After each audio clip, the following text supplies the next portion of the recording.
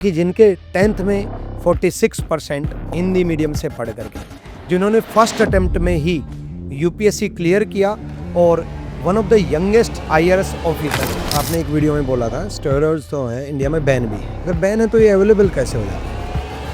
आप बोल रहे हैं बैन है, तो भाई आज के समय बैन तो बहुत कुछ है। आज के जो पेरेंट्स प्रेशर बनाते हैं बच्चों के ऊपर कि नंबर आने चाहिए, परसेंटेज बढ़नी चाहिए, परसेंटेज बढ़नी चाहिए, ज्ञान हो ना हो परसेंटेज बढ़नी चाहिए, उस पर क्या विचार आपका? अपना एजुकेशन सिस्टम था, अगर आप देखेंगे अब गुणवत्ता क्वालिटी बहुत फ्लेक्सिबल हो गया। जो नई न्यू एजुकेशन पॉलिसी आई है, अब ये चीज़ टूटेंगी। मतलब जो हम लोग परसेंटेज पीछे भागते थे, अब नहीं होगा। टीवी देखते देखते पता ही नहीं चलेगा कि कितने नौजवानों की नौकरी की उम्र गुजर गई। अरे फ्यूचर से इतना डरेगा तो क्या खाक जिएगा। These are India's young people who are supposed to fuel the country's economy. मेरा नाम मोहित कुमार है। मैं बठिंडा में रेलवे स्टेशन में कुली का काम कर रहा हूँ। मैं बीटेक की हुई है मैंने। स्कूल के बाहर जब जिंदगी इम्तिहान लेती है तो सब्जेक्ट वाइज नहीं लेती। सरकारी नौकरी प्राप्त करना मुश्किल है। फिट इंडिया मूवमेंट को आप किस तरीके से कहाँ तक ले जाना चाहोगे? फिट इंडिया मूवमेंट मेरे दिल के बहुत करीब है। कई बच्चों को यूपीएससी मतलब नाला नहीं लगती बल्कि नदी लगती है कि पार कर ही नहीं सकते। सबसे पहले आपके अंदर से आवाज़ आनी चाहिए कि आप इतना सिलेबस पढ़ सकते हो, आप एक साल तक लगातार तैयारी कर सकते हो, आप दुनिया के सामने कुछ भी प्रोजेक्ट करो अपने आप को। सच्चाई आपको पता होती है आप क्या हो। एक आईआरएस में सिलेक्शन लेने के बाद किस तरीके से प्रमोशन होता है, हायरार्की कैसे सेट होती है? फिर हायरार्की की बात करें, फिर लेकिन सोशल मीडिया इन्फ्लुएंसर बनना एज ए कैरियर चूज करना सही है? एज एन इन्फ्लुएंसर इतना पैसा कमाया ना, एमबीए, बैंक, स्टार्टअप कभी कहीं इतना पैसा नहीं कमाया। ठीक है, कितना पैसा कमाना चाहते हैं अल्पेश? कि 4 जने कहे भाई अलवी 7,000 करोड़ के आदमी है।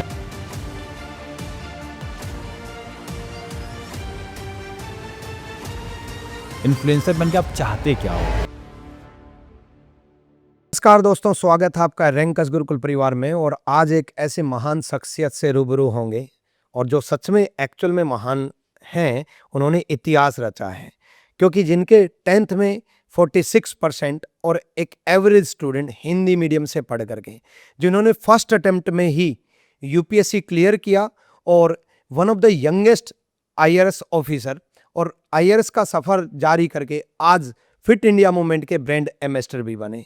इसलिए उन्होंने इतिहास रचा, एक छोटे से गांव से निकल करके, और इतनी मेहनत की, इतनी काबिलियत, इतनी कामयाबी, उनकी स्ट्रगल, उनकी कामयाबी और उनके पूरे सफ़र और पूरे जीवन की कहानी आज आपको सुनने को मिलेगा।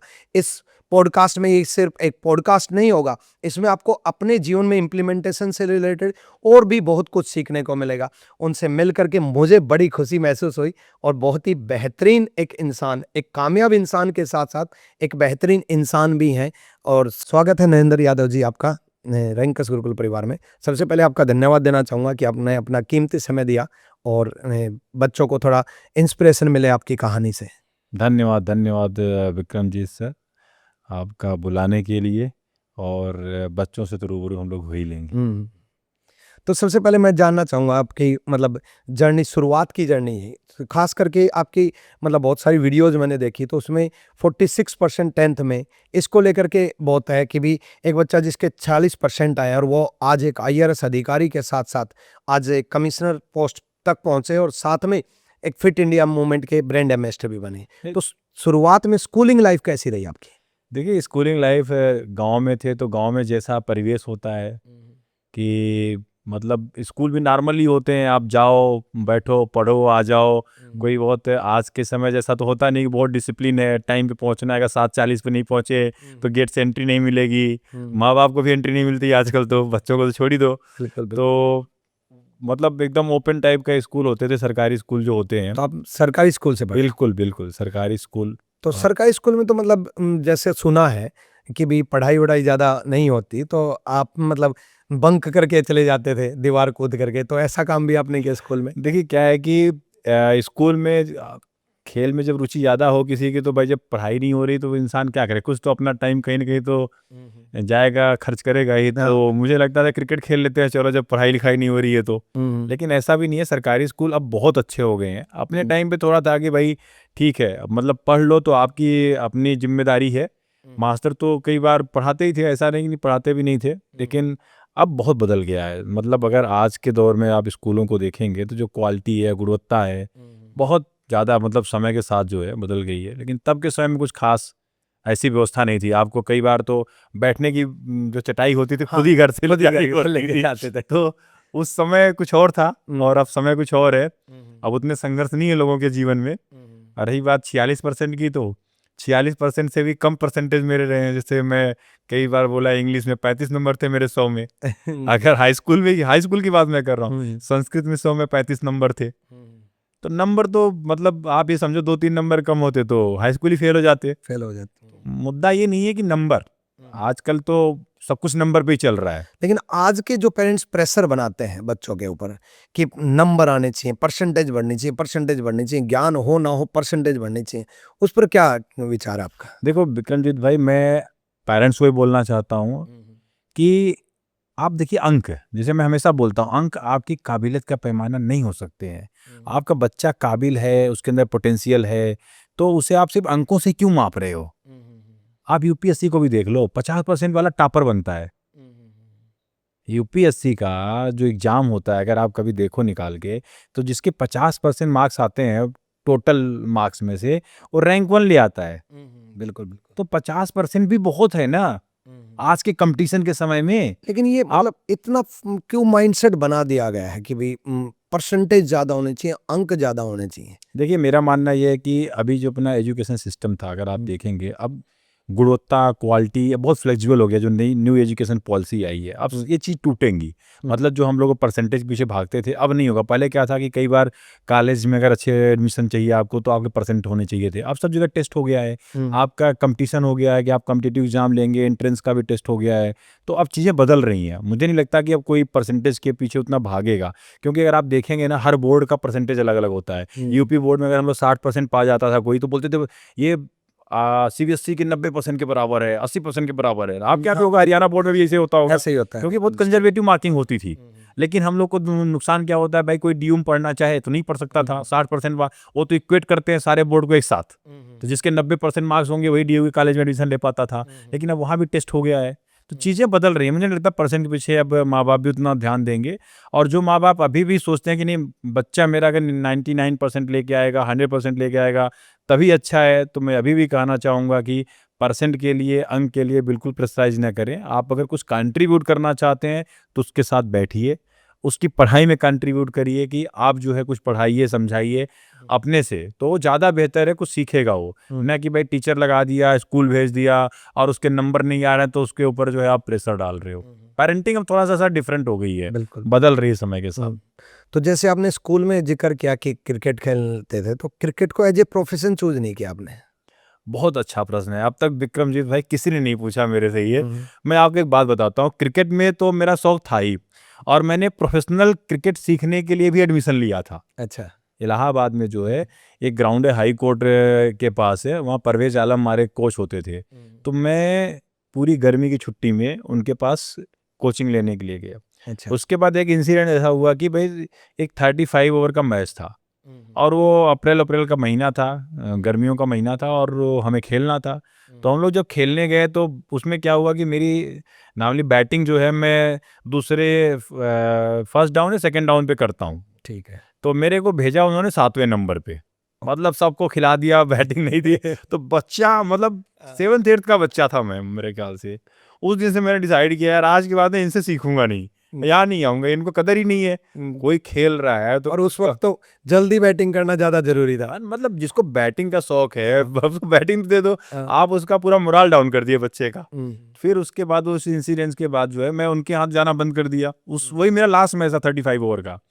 कोई पद्दी करे, पत्ता रहे धूप में, बैटिंग भी उसको ना मिले तो कैसा फील होगा? ऐसा फील होगा। तो क्रिकेट में यही होता है ना, कई बार भाई लोग क्या होते थे कि अपनी अपनी बैटिंग लेके भाग लेते थे, भाई इस तरह को कल देंगे हम। तो आपके साथ भी हुआ? ऐसा ही होता था। जो क्रिकेट खेलता है वो कभी आउट नहीं होना चाहता, वो सोचता है मतलब बैटिंग मेरी चलती रहे, मैं बैटिंग करूं। हमारे साथ तो ऐसा भी हो, जिसका बैट होगा वो पहले बैटिंग करेगा।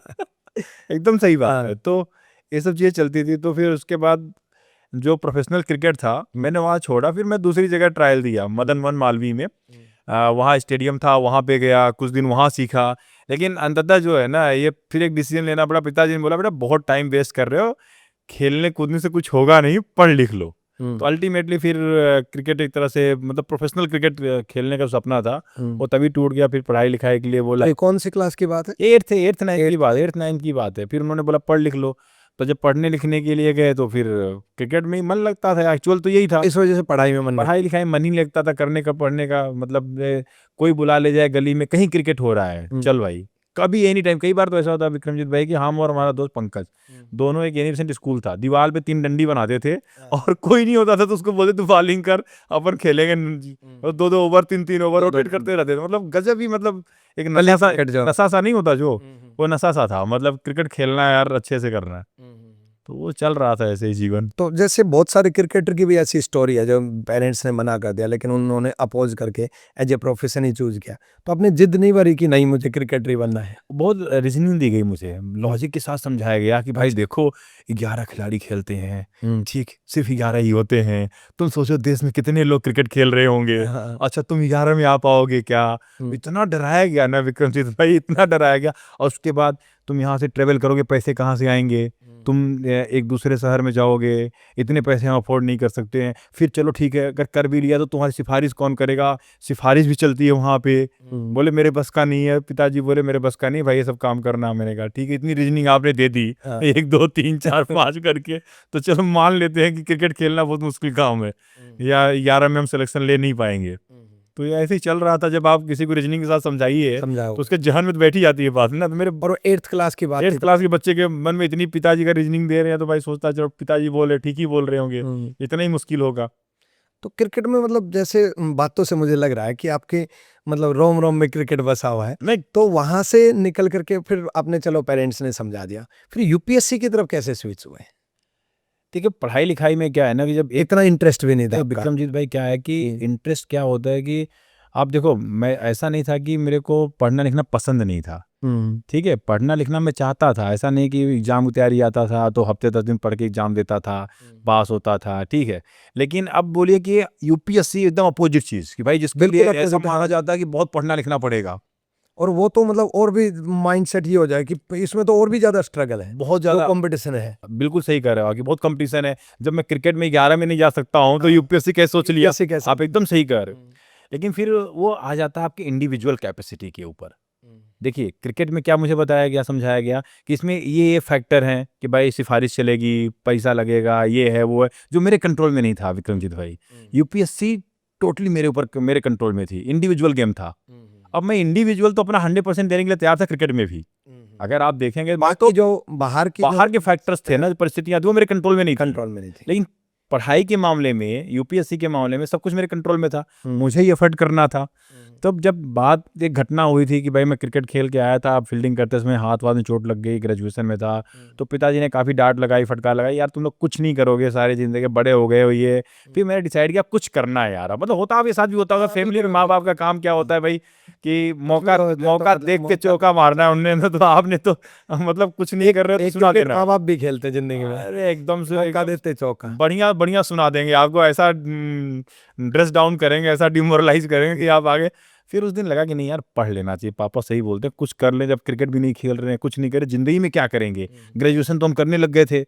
तो फर्स्ट ईयर की बात है ये, ग्रेजुएशन ये नहीं, सेकंड ईयर की बात, सेकंड ईयर की बात है। उससे पहले यूपीएससी नहीं सोचा? कुछ भी नहीं सर। अब फिर मैं, अब यूपीएससी कैसे सोचा ये भी सोचो आप। भाई एसएससी भी कर सकता था मैं, आपका प्लेटफॉर्म एसएससी का प्लेटफॉर्म है, मैं एसएससी भी कर सकता था, लेकिन यूपीएससी क्यों? क्योंकि मुझे यूपीएससी का जब सिलेबस देखा, चीजें देखी, तो मुझे लगा यार इसको पास करना ज्यादा आसान है। मतलब एसएससी से ज्यादा आसान आपको यूपीएससी लगा। रीजन क्या है मैं बताऊं, आप रीजनिंग के टीचर हो और मेरे को रीजनिंग ही जो है ना सबसे तकलीफ देती थी। मतलब अब उसमें पूछते भी ऐसे हैं भाई कि एक ट्रेन चली 4 घंटा पहले, उसके बाद एक ट्रेन उधर से चली 2 घंटा बाद में, अब दोनों ट्रेन कब मिलेंगी, कहाँ मिलेंगी साथ में। तो मैथ्स इतना दिमाग क्यों लगाना, आप बताओ।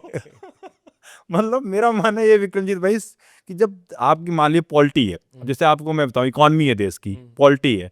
अब पॉलिटी बहुत सिंपल है, संविधान है, जैसे मान लीजिए संविधान में चीजें लिखी हैं कि भाई आपके संविधान के अंदर इतने फंडामेंटल राइट्स हैं, इतने ड्यूटीज हैं। अब प्रेसिडेंट साहब हैं तो उनका निर्वाचन ऐसे होगा, उपराष्ट्रपति जी हैं तो उनका निर्वाचन ऐसे होगा, संसद है तो ऐसे चलेगी, सिस्टम है पूरा। सिस्टम को मैं समझ सकता हूँ, सिस्टम समझने में कोई तकलीफ नहीं है। लेकिन जब आप एब्स्ट्रैक्ट में चीज़ों को लेके जाते हो ना, तो वो तो उतना मगजमारी करनी क्यों है। अब बोलते हैं भाई, एक जैसे प्रोबेबिलिटी क्वेश्चन होते हैं आपके, बिल्कुल मैथ्स, भाई आपने गेंद में डालो, बॉक्स में डालो, कितनी लाल पीली निकल सकती है, क्या निकल सकता है, क्यों निकालना भाई। मतलब लिटरली आप फिर उसे फार्मूला लगाते रहो दुनिया भर के। अब ये अगर यही बात करें तो मैथ्स वाले जो मैं स्टूडेंट छोड़ के आया था पूरा, मैं मैथ जितना भी सेक्शन आता है मैथ का ना, मैं छोड़ के आया था मैथ में सर। आपके टाइम भी सी सेट था? नहीं, सीसेट नहीं था मेरे टाइम, सीसेट नहीं था। सीसेट नहीं था। अच्छा, तो अब जैसे सी सेट है तो इसमें तो रीजनिंग और मैथ्स और बहुत अच्छा भी पूछा जाता है। मेरे बहुत सारे स्टूडेंट आज यूपीएससी के ऑलरेडी क्लियर हैं, बाद में मेरे से मिले हैं, तो उन्होंने बताया भी कि सी सेट में रीजनिंग मैंने आपसे की है। तो रीजनिंग और मैथ्स आज वैल्यू बढ़ता जा रहा है यूपीएससी में भी सी सेट के लिए। देखिए अब देखिए हम दो चीज़ें हैं। मैं तब की बात बता रहा हूँ अपनी, कि जब मैं इसका सिलेबस देखा और आपके एसएससी का और यूपीएससी का, तब मुझे लगा भाई इसमें क्यों जाना, फिर उसमें यूपीएससी ज्यादा मैथ्स और रीजनिंग इंग्लिश पे फोकस। हाँ, लेकिन अब बात आज की बात करते हैं। अगर आप मेरे को बोलोगे मेरे को रीजनिंग सीखनी है या मैथ सीखना है, मेरे को पता है हाई स्कूल में मेरे 46% थे, मैथ में 61 मार्क्स थे मेरे, सबसे ज्यादा नंबर मेरे कहीं थे मैथ्स में थे। तो कहने का मतलब है कि ऐसा नहीं कि मैं मैथ कर नहीं सकता हूँ या रीजनिंग में बना नहीं सकता हूँ, इंटरेस्ट की बात। इंटरेस्ट नहीं है। हाँ। दो चीजें हैं सर, करना है तो दिमाग है, दिमाग IQ है, कर देंगे, समझ जाएंगे। भाई रिलेशनशिप के क्वेश्चन दोगे आप मुझे, बना के दे दूंगा आपको। लेकिन मेरे को ना ये सब चीज इतनी फैसिनेटिंग नहीं लगती। एक होता है ना कि आपका स्वभाव हो, इंटरेस्ट हो, लेकिन जब ये है कि नहीं यार ये चीज करनी है, बनानी है, तो ट्रिग्नोमेट्री क्वेश्चन भी हल करके आपको दे दूंगा मैं। मुद्दा वो नहीं है, मुद्दा है कि आपका बेसिक इंटरेस्ट। जब आपका इंटरेस्ट नहीं है, क्यों करना, मैं ये बोलता हूँ। एसएससी मेरा जब लगता था कि यार इसमें मेरा इंटरेस्ट नहीं है एसएससी, और जब एसएससी से बड़ा यूपीएससी है, तो बच्चे में कई बार क्या होता है, मैं देखता हूँ, आप भी देखते होगे सर, कि पहले एसएससी कर लेता हूँ सर, फिर यूपीएससी दूंगा। बिल्कुल कहीं होते हैं पहले नौकरी से सिक्योर कर लूँ। मैं बोलता हूँ यार कि एक बार जब सोच रहे हो, उतना ही एफर्ट आप डाल रहे हो, तो आप यूपीएससी के लिए डाल दो। मेरा माइंडसेट हमेशा बहुत क्लियर रहता है। अगर आपको कुछ भी, लेकिन उसमें एक दिक्कत ये आती है कि भी यूपीएससी कर पाएंगे या नहीं कर पाएंगे, डर रहता है पेरेंट्स को भी। अगर मैं अपने भांजे की बात करूं, मैंने भी यही एडवाइस दी कि पहले भाई एसएससी कर ले, फिर यूपीएससी सोच लियो। वो यूपीएससी सोच रहे थे, लेकिन मैंने उनको कहा कि पहले एसएससी करके तो दिखाओ, फिर यूपीएससी कर लेना। विक्रमजीत भाई, मैं यहाँ थोड़ा सा आपसे ओपिनियन में डिफरेंस रखता हूँ। रीजन क्या है, मैं रीजनिंग देता हूँ, 5 रीजनिंग मुझे अच्छा लगेगा मुझे, मैं 5 रीजनिंग आपको देता हूँ। क्यों? देखिए 2-3 चीजें होती हैं। आप जब कोई चीज सिलेबस देखते हो, तो आप सिलेबस देखते हो भाई इतना है, तो सिलेबस क्या हो सकता है, बड़ा हो सकता है या छोटा हो सकता है। 2 चीजें हैं। आप उसको तैयारी करने के लिए, हो सकता है एसएससी की तैयारी करने के लिए आपको हो सकता है 6 महीने लगे, कि पूरे सिलेबस को आप 6 महीने पढ़ सकते हो। यूपीएससी के लिए हो सकता है साल भर लगे, इससे ज्यादा तो नहीं है। दोनों एग्जाम ही है ना, दोनों में सिलेबस है। आप बेसिक समझो, दोनों एग्जाम है, दोनों कॉम्पिटिटिव एग्जाम है, दोनों में सिलेबस दे रखा है। मैथ का होगा, रीजनिंग का होगा, इंग्लिश का, जीएस का, उसमें कुछ और सिलेबस होगा, और तो कुछ अलग नहीं है। अलग तो नहीं। अब मेरा मानना क्या है कि अगर मैं ये बोलूं कि भाई मैं पहले इसको कर लूं, इस सिलेबस तैयारी कर लूं, फिर उसको करूंगा, क्योंकि वो बड़ा एग्जाम है, छोटा एग्जाम है, ये हमने बनाया बड़ा छोटा एग्जाम। मेरा मानना बहुत सिंपल था, पहले दिन से है कि भाई ये सिलेबस अगर यूपीएससी का दिया हुआ है, और यूपीएससी के सिलेबस की अगर हम तैयारी कर लें, भाई जो भी क्वेश्चन उसमें, मतलब जो भी लिखा हुआ है, अगर स्टैंडर्ड बुक्स ले लें, हम पढ़ लें, अपनी तैयारी कर लें, तो जो उसमें से क्वेश्चन आएंगे यूपीएससी पूछेगा, मैं उसके आंसर करके आऊँगा, तो मेरे नंबर क्यों नहीं आएंगे। अब आप देखो 2 चीज़ समझो, मैं बेसिक क्या है कि या तो आप मन से तैयारी नहीं करते हो, या आप उतना लंबा पढ़ नहीं सकते, तब आपको डर लगना शुरू होता है। जब इंसान डरता है ना, तो समझ लो उसका सत्यानाश हो गया। क्यों मैं ऐसा कह रहा हूँ? क्योंकि अगर आप वेदों में देखेंगे क्या लिखा हुआ है, संशयति विनश्यति आत्मा, संशय से आत्मा का विनाश होता है। अगर आपको अपने ऊपर संदेह हो गया कि विक्रमजीत तू कर नहीं पाएगा, तो मतलब आपका तो आधा जो एनर्जी थी, आधा कॉन्फिडेंस था, गया। बिल्कुल बिल्कुल सही, समझ रहे हैं कि नहीं? तो पहली जो कंडीशन है ना, मैं हमेशा बोलता हूँ CCC वाली बात, कन्विक्शन सबसे पहला, कि भाई आप कोई काम कर सकते हो, आपके अंदर से आवाज आनी चाहिए। अगर मेरे अंदर से आवाज आ रही है कि आप सिंपल दे लो, बहुत छोटा एग्जांपल, कोई जंप करना हो आपको, तो अगर कोई नाले का साइज देखोगे आप, नाली का साइज, तो बोलोगे जंप कर जाऊंगा। थोड़ा बड़ा साइज कर देंगे ना, तो आपके अंदर से आवाज नहीं आएगी, आपको लगेगा मैं गिर जाऊंगा। बिल्कुल। आपका दिमाग तुरंत असेसमेंट बोलेगा भाई मैं गिर जाऊंगा गड्ढे में, मैं नहीं पार कर पा रहा, ऐसे मैं नहीं कूद पा रहा। या कोई ऊंचाई हो, 2 फीट रहेगा तो आप उछल के चढ़ जाओगे, जैसे मैं 3 करूंगा आप डर जाओगे, अंदर से आवाज नहीं आएगी। बिल्कुल आएगी, नहीं आएगी, क्योंकि लेकिन अगर आप सोचो एक स्पोर्ट्स पर्सन रहेगा जिसकी फिटनेस आपसे अच्छी है, उसको 3 में भी आवाज आएगी, उसको 3 में भी आवाज आएगी कि भाई मैं 3 फीट भी कूद जाऊंगा या पार कर जाऊंगा। कई बच्चों, इसी एग्जांपल से अगर देखें तो कई बच्चों को यूपीएससी मतलब नाला नहीं लगती, बल्कि नदी लगती है, कि पार कर ही नहीं सकते। तो वही है ना, आपको अपना जो माइंड सेट है ना, इसलिए बदलने की जरूरत है कि भाई वो नदी है या समुद्र है। भाई मैं बता रहा हूँ कि सबसे पहले आपके अंदर से आवाज आनी चाहिए कि आप इतना सिलेबस पढ़ सकते हो। आप 1 साल तक लगातार तैयारी कर सकते हो। पहले वो जब तक वो क्लैरिटी नहीं आएगी मन में ना कि मैं कर सकता हूँ, लोग क्यों डरते हैं मैं बता रहा हूँ।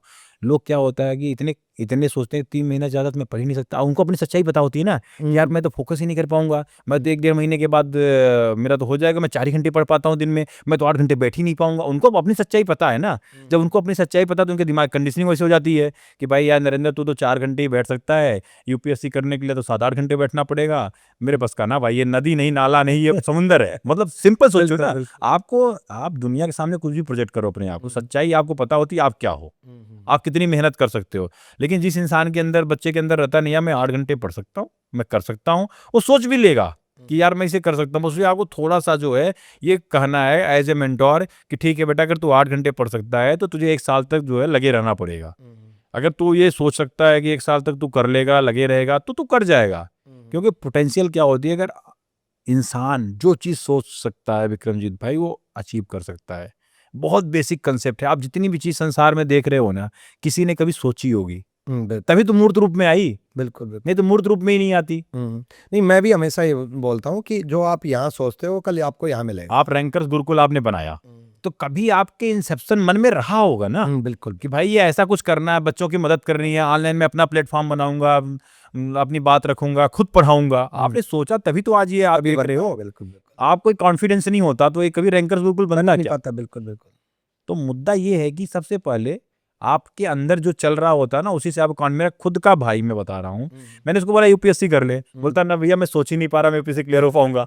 अच्छा, मुद्दा क्या है, मुद्दा यहाँ पे ये है सर कि आपके अंदर पढ़ने की एबिलिटी, कैपेसिटी, बैठने की, करने की, वो चीज़ अगर आप नहीं है तो आप नहीं सोचोगे। लेकिन हाँ, आपके अंदर थोड़ा पोटेंशियल है तो मैं बोलूँगा कि आपको एसएससी नहीं, आपको यूपीएससी के लिए जाना चाहिए। और ये कोई ऐसा नहीं कि यूपीएससी करने आप कर सकते हो नहीं कर सकते, बल्कि अगर आप मेहनत दे रहे हो ना, अगर आप 1 साल अपना इन्वेस्ट कर रहे हो तो कोशिश करो ना कि बेस्ट जगह इन्वेस्ट करो जहाँ से आपको और अच्छा रिजल्ट आए। एक बार यहाँ 1 साल इन्वेस्ट करूंगा, फिर 1 साल उधर इन्वेस्ट करूंगा, तो आप एसएससी में जब जॉब में जाओगे तो वहाँ भी आप जस्टिफाई नहीं करोगे, न्याय तो नहीं करोगे आप। बिल्कुल तो आप छुट्टी माइंड में तो वो यूपीएससी चलेगा, चलता रहेगा। तो बेहतर है कि आप करें। एक रास्ता चुनो। सारा माइंडसेट का खेल है सर। मैं तो यही मानता हूँ कि आप जो सोच सकते हो आप वो अचीव कर सकते हो।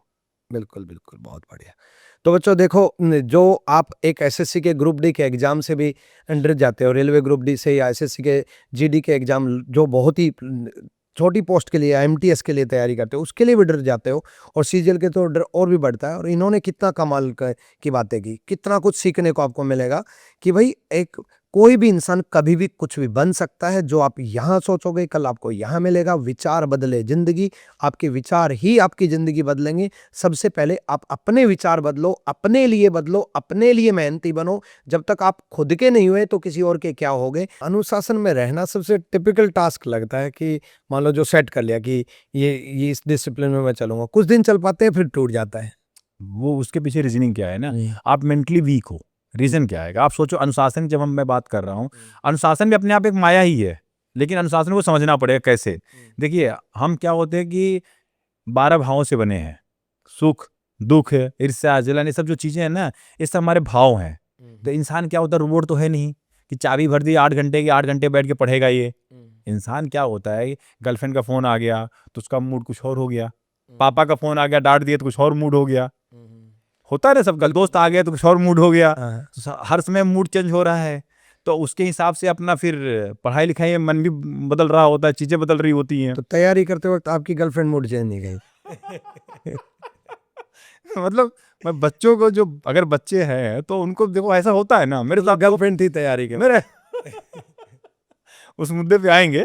तो अभी मुद्दा ये है कि जो पढ़ाई लिखाई की बात है, जो अनुशासन की बात है, आप पहले इस चीज को समझो कि ये सब तो आएगा जाएगा। मतलब पढ़ाई कभी आपकी ऐसे होगी, फिर हो सकता है एक दिन ऐसा ही बहुत कम पढ़ो आप, हो सकता है फिर बहुत अच्छा पढ़ो। तो इसको समझो आप एकदम निराश मत हो जाओ कि आज मैंने यार 2 ही घंटा पढ़ा, कल तो मैंने 8 घंटा पढ़ा था, एक दिन मेरी कम पढ़ाई हुई। आप कोशिश ये करो कि आप अपने आप को समझो, और लेकिन निरंतरता बनी रहे, कंसिस्टेंसी। जब मैं ट्रिपल सी की बात कर रहा था ना, कन्विक्शन और उसका क्लैरिटी, फिर कंसिस्टेंसी जो होती है ना बॉस, वो कुछ भी कर सकती है, कुछ भी। मतलब धीरे धीरे आप चाहे 2 घंटा, 4 घंटा, 6 घंटा, आप मान लो ऊपर नीचे कम पढ़ो पर लगातार कम मान लो 6 घंटा नहीं पढ़ा, 2 घंटा पढ़ा, लेकिन उससे अपने आप को कोसो मत, अपने आप को गिल्ट में मत लेके जाओ। आप कंटिन्यूटी अगर बना के रखोगे ना सर, आज नहीं कल नहीं, लगातार जरूर बिलीव करो, आप बिलीव करो। अगर जैसे होता नहीं वो वरदराज वाली कहानी आपने भी सुनी होगी ना, रसरी आवत जाते सिल पे पड़ निशान। एक मूंज की जो रस्सी होती है ना, वो पत्थर को घिस देती है सर, क्योंकि डेली आप जाके 2 बाल्टी पानी खींच रहे हो, तो जो रस्सी से पत्थर खिंच जाता है, तो ये तो क्या ही है, अनुशासन तो आपको बनाना ही है। अब ये चीजें हर मतलब आजकल जैन जी की बात चल रही है, चाहे हम पुरानी जनरेशन से देख ले, आज देख ले, ये चीजें हर किसी को सिखाई जाती थी स्कूल में, रस्सी आवत जावत सिर पर पड़त निशान। लेकिन ये पूरी लाइफ में उतार नहीं पाते। इस बात का पता सबको है कि प्रैक्टिस बार बार करने से, लगातार करने से रिजल्ट मिलेगा, लेकिन प्रैक्टिकली वो पॉसिबल नहीं हो पाता। वरना हर कोई कामयाब हो जाता है, हर किसी के सपने होते हैं। देखिए विक्रमजीत भाई, दुख तो झेलना पड़ेगा। अब चाहे अनुशासन का झेलो, चाहे पश्चाताप का, मैं बहुत साफ बोलता हूँ, आपके ऊपर है आप क्या बनना चाहते हो। आज अनुशासन का दुख झेल लोगे तो जो चाहते हो आपको मिल जाएगा, नहीं जो पश्चाताप तो होगा, भाई मैं रिग्रेट रहा, मैं जिंदगी में कुछ नहीं कर पाया। अरे ऐसी लाइफ क्यों चाहिए आपको यार, कि आपको रिग्रेट करना पड़े कि भाई मैं जिंदगी में कुछ नहीं बन पाया, कुछ नहीं कर पाया। आप पुरुष हो, पुरुषार्थ करो, मेहनत करो। मतलब यहाँ मेल फीमेल की बात नहीं है, मतलब आप पुरुषार्थ करो, आप मेहनत करो, जो चाहते हो उसे कोशिश करो, आपको मिलेगी, क्यों नहीं मिलेगी। आप ईमानदारी से करो तो सही, क्यों पश्चाताप करना चाहते हो, क्यों दुख मनाना चाहते हो। कोई ऐसा मोमेंट आया आपकी जिंदगी में जिसके बाद आपने सोचा कि नहीं यूपीएससी ही बनना है? सर ऐसा कुछ भी मोमेंट नहीं था, बस ये था कि इससे बड़ा एग्जाम नहीं था कोई, इसलिए बड़ा ही एग्जाम, इससे बड़ा एग्जाम नहीं था कोई, नहीं तो मैं उसकी तैयारी करता। अच्छा, नहीं तो उसकी तैयारी करता। ये था कि भाई लाइफ बदलने के लिए यही एक एग्जाम है जिसकी मैं तैयारी कर सकता हूँ, पूरी कैपेबिलिटीज में मेरी लगेगी। अब फर्स्ट अटेम्प्ट में आपने किया, बहुत सारे लोग हैं जो 6-7 साल लगा देते हैं, क्या वाजिब है इतने साल लगाना? देखिए उनकी तैयारी अब किस लेवल की थी, कैसे उनको समय लगा, तो कहीं कमी तो वो भी छोड़ रहे होंगे। वो कहते हैं विक्रमजीत भाई कि हम we are very good in distraction, dedication में बहुत पुअर होते हैं हम लोग। मतलब हर इंसान डिस्ट्रैक्ट हो जाता है, भटकाव आ गया, किसी के जीवन में कुछ हो गया, कुछ हो जाता है तो आदमी भटक जाता है, तो साल नहीं 2 साल 3 साल भी लग सकते हैं। लेकिन क्या होता है, जब ज्ञान प्राप्ति होनी होती है, अगर आपको पता चला डेडिकेशन के साथ आप लगे हुए हैं, तो सकता है 1 साल में ही हो जाए। अब बच्चे करते भी हैं, कोई 2 अटेम्प्ट में करता है, कोई 3 में करता है, कोई 7 में भी करता है, कोई पहले में भी करता है, तो लेवल करता है कि आपकी तैयारी किस लेवल की, कितने समय में आपने कर ली। पर मतलब एक एग्जाम को अपनी जिंदगी के 7 साल देना, और वो भी लगातार डेडिकेशन के साथ देना, और उसके बाद भी ना हो, नहीं ये गलत बात है आपका, कि डेडिकेशन के साथ लगातार देना 7 साल, वो एक मतलब वो ऐसा मानना बना है के कि मैं रखते हैं, वो ऐसा माहौल बना के रखते हैं, आपके सामने ऐसा शोकेस करते हैं अपनी कमजोरी छुपाने के लिए कि मैं 7 साल से कर रहा हूँ, पूरी मेहनत के साथ कर रहा हूँ, मेहनत के साथ कर रहा हूँ, लेकिन मेरा हो नहीं रहा है। कई बच्चे आते हैं ना हमारे, गलत है उन बच्चों। इवन एसएससी के लिए 3-3 साल 4-4 साल 5-5 साल पुराने बच्चे भी आते हैं कि सर मैं बड़ी मेहनत कर रहा हूँ और पूरी डेडिकेशन से पढ़ाई कर रहा हूँ और दिन रात कर रहा हूँ, फिर भी पता नहीं। अगली बार आप ऐसे बच्चों को जो है ना, अब मेरे से एक बार बात करवा दीजिएगा, उनका अगले साल पक्का निकल जाना है, क्योंकि विक्रमजीत भाई क्या है कि वो अपने आप को धोखा दे रहे हैं, वो पढ़ ही नहीं रहे हैं। अगर आप पढ़ेंगे तो क्यों नहीं निकलेगा। आप मुझे एक बात बताओ भाई, आपने वो वहम में जी रहे हैं, एक सिंपल अति साधारण, भाई ये पढ़ना है, इसकी तैयारी करनी है, आप मुझसे पूछ लो, आपने अगर 4 साल तैयारी की, 3 साल तैयारी की, तो आप कितनी तैयारी कर ली, अब तक तो इतनी हो जानी चाहिए थी, इसका मतलब आपने पढ़ा नहीं है। सिंपल सी बात है ना, एक थर्मामीटर डालो, कितना टेम्परेचर चढ़ रहा है पता चल जाएगा कि चढ़ रहा है कि नहीं चढ़ रहा है। नहीं, मैं उनको बोलता भी हूँ कि 1 साल में 1 सब्जेक्ट लेते तो भी 4 ही सब्जेक्ट है, 4 साल में 4 सब्जेक्ट कर ले। सही बात है, सही बात है ना, 1 साल 1 सब्जेक्ट करते हैं, पूरा फैक्ट। लेकिन फिर भी उनके कहीं ना कहीं डिस्ट्रैक्शन मान लो, भटकाओ, ये तो हर किसी के जीवन में आता है। आपने कंट्रोल कैसे किया? आपके दोस्तों ने भी डिस्ट्रैक्ट करने की कोशिश की होगी। 100% है, सबके जीवन में होता है। तो पहला डिस्ट्रैक्शन मेरा ये था, जहाँ मैं रहता था ना, वहाँ पे क्या लॉस था, तो बच्चे क्या होता है और भी रहते थे आसपास, और सब मेरे रूम में घुस जाते थे, दोस्ती यारी हो गई सबसे, कोई आगे बैठ जाए, आप किसी को भगा सकते नहीं, रूम भगा नहीं सकते, तो मैंने एक सिंपल, वरना वो भगा देंगे। सही बात है, आप मतलब समाज में आपको रहना है, तो मैंने एक सिंपल रास्ता निकाला, भाई देख नरेंद्र, दिन में तो पढ़ नहीं सकते, अब अपन क्या होगा, जब निशाचर सारे सो जाएंगे रात में पढ़ेंगे। तो विक्रमजीत भाई मैंने तो सारी पढ़ाई अपनी जो है ना, रात 9-10 बजे शुरू करता था, और उसके बाद सुबह जो है जब सूरज निकल जाता था तब तक पढ़ता था, उसके बाद सोता था। पूरी रात पढ़ता था, क्योंकि शांति रहती, सुकून रहता था, कोई डिस्टर्बेंस नहीं, अपना करते रहते थे। एक दिन तो 4 बजे भूकंप भी आया था दिल्ली में ना, बैठा हुआ था तो चेयर पे बैठा हुआ था, तो अचानक से करंट से वेव्स नहीं होते भूकंप की, पैर में चढ़ने लगे, हम कि क्या हो रहा है यार ये। तो मतलब इतना कंडीशन होती थी उस समय की, बस ये था करना है, बस कुछ और समझ में नहीं आता था। और ये डिस्टर्बेंस का मैंने तरीका निकाल लिया, भाई डिस्टर्ब लोग दिन में करते हैं, रात में कोई करता नहीं है। और जब ये लोग जगे होते थे मैं सो जाता था, मैं उठता था फिर 12:30 1 बजे आराम से। मतलब तैयारी करते हुए पूरा 100% फोकस होकर के तैयारी की। तो फिर आपने यूपीएससी भी पूरी डेडिकेशन से पढ़ाई की और अब बता रहे हो कि भी रात भर आपने पढ़ा, लेकिन उसके बाद भी कई बार रिश्तेदार या फिर मतलब दोस्त और ये इतने डिमोरलाइज कर देते हैं कि मन में ये नहीं आया कि नहीं यार नहीं कर पाऊंगा। और आपकी पहले की एजुकेशन बैकग्राउंड भी ऐसा था कि पढ़ाई ज़्यादा की नहीं थी कि नहीं हो पाएगा, कभी मन में ये नहीं आया? मैं बॉस एक चीज़ आपको बताऊं, मैं हमेशा ना जब कुछ करता हूं तो मैं ये मान लेता हूं कि जितने भी आसपास के लोग हैं ना सब हवा है। मैं किसी को वैल्यू करता ही नहीं हूँ। आपको कुछ करना है, आपको क्या, मैं अपने आप से पूछता था, ईमानदारी से बता रहा हूँ आपको कि भाई चाहे चाचा ताऊ हो, चाहे पड़ोसी हो, कुछ भी हो, मेरे को तो ये बोला कि फिलॉसफी मत रखो, तुम अच्छा। प्रीलिम्स में फेल कर जाओगे। उसमें एक ऑप्शन होता था। तो वास्तव में मुश्किल था, क्योंकि ना आप उठा के देखोगे तो लोग हिस्ट्री रखते थे, ज्योग्राफी रखते थे प्रीलिम्स में, यही सभी ज़्यादा कोई नहीं रखता था प्रीलिम्स में, फिलॉसफी कोई नहीं रखता था विक्रमजीत भाई। मैंने सोचा भाई मेरे को फिलॉसफी समझ में आती है, मैं रखूंगा, मेरे को मतलब नहीं मैं पास होता नहीं।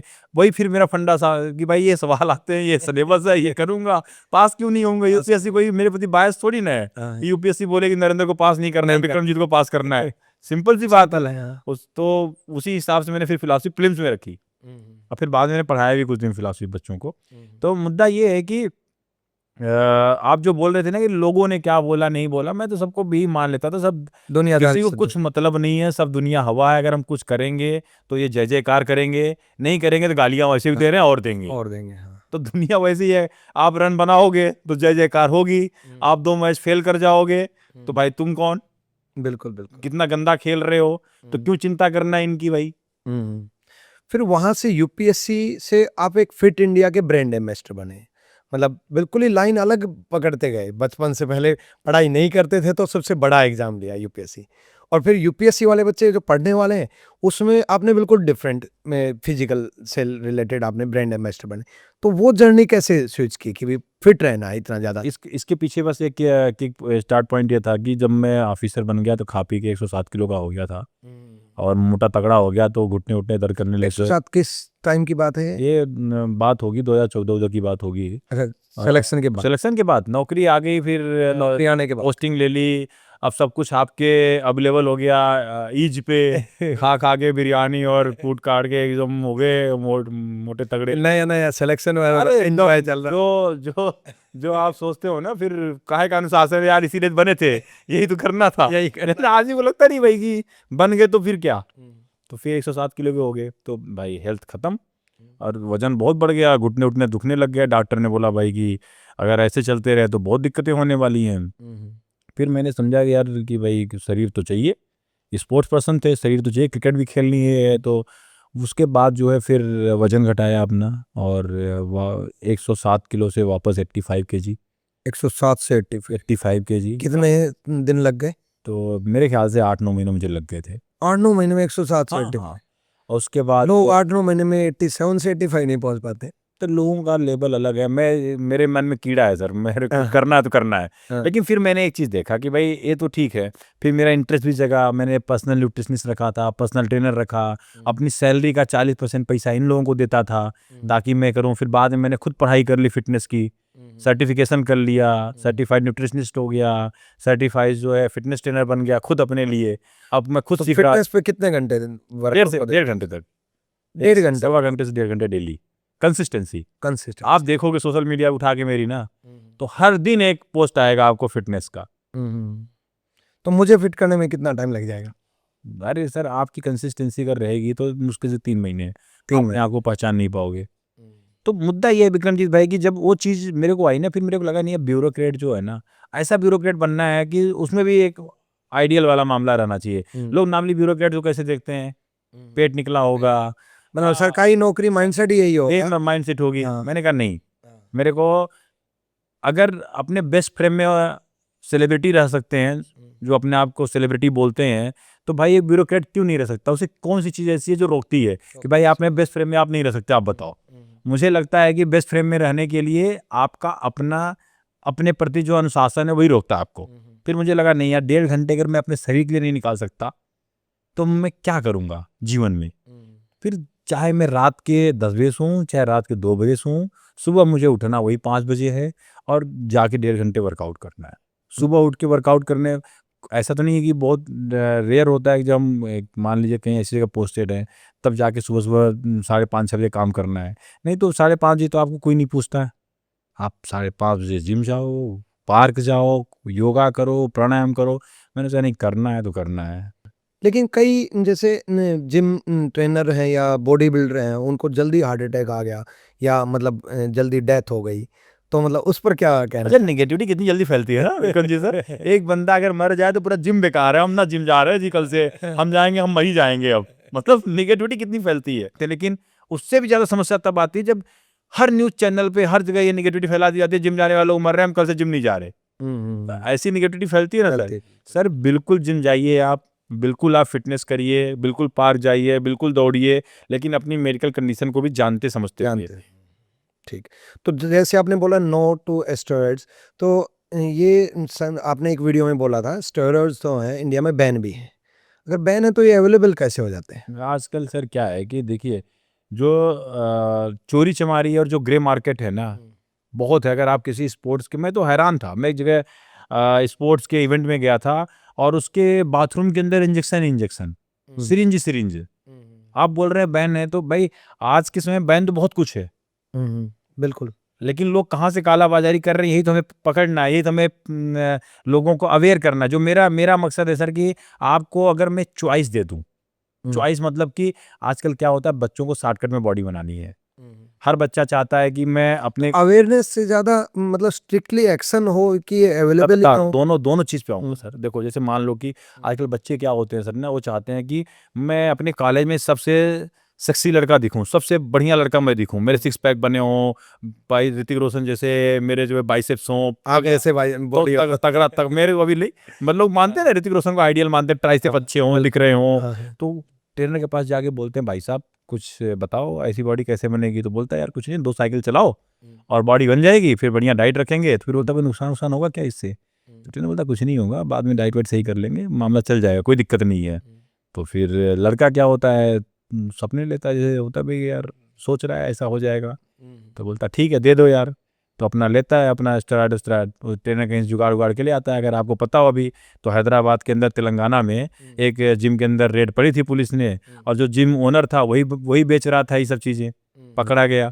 तो ये मसाला है, लोग इनको स्टेरॉइड दे देते हैं, साइकिल वाइकिल चला। साइकिल का मतलब होता है कि 2-3 महीने में जो है कब कितना आपको डोज देनी है, क्या देनी है, उसके हिसाब से जो है तो पूरा एक साइकिल बनता है, फिर 3 महीने तक चलेगा। फिर आपको पीसीटी करनी पड़ेगी, पोस्ट साइकिल थेरेपी करनी पड़ेगी, ताकि आपके हार्मोन्स जहाँ थे फिर से वापस आ जाएं, फिर कुछ करते हैं। तो मुद्दा ये है कि एक बार ले लिए आप, फिर ले लिए और उसका जब तक ले रहे बड़ा अच्छा लगता है, बड़ी बॉडी वॉडी बन जाती है। लेकिन इसमें दिक्कत क्या होती है, जैसे आप छोड़ते हैं ना, फिर ये डाउन मारने लग जाती है, क्योंकि ये सिंथेटिक हार्मोन्स हैं। आपकी बॉडी नेचुरली दिखावटी बॉडी है, नेचुरल दिखावटी बॉडी है, पूरी दिखावटी बॉडी है, और आपकी क्या है, अंदर कोई स्ट्रेंथ भी नहीं बढ़ रही है, कुछ नहीं हो रहा है।